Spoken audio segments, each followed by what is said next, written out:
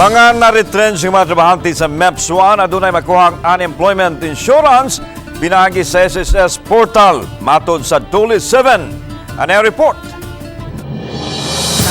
Displaced worker. Gipasabot sa Chief Labor and Employment Officer sa Tri-City Field Office sa Doli 7, Marites Mercado, nga gawa sa financial assistance nga nadawat sa mga na-retrench nga mga trabahante sa usa ka electroplating servicing company. Mamahimo usab silang maka-avail sa unemployment insurance pinaagi sa pag-log on sa SSS portal ug i-click ang unemployment benefit. Ugusa sa mga rekisito ni ini ang Notice of Termination ug ID sa trabahante.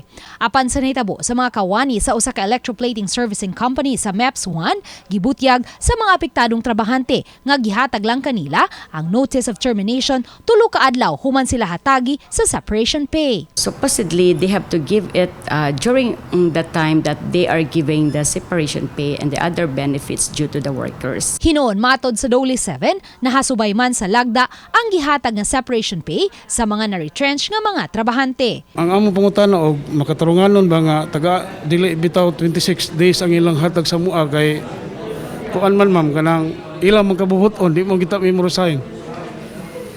Nya dapat 100% ato ang ilang gihatag 22.5. The separation pay, if that's the case, if the company give for 22.6 days, 22 days, so I think that is beyond, no? Kay at least 1/2 month per year of service. Uban ni Marlon Melgazo, Luan Merondina, Balitang Bisdak.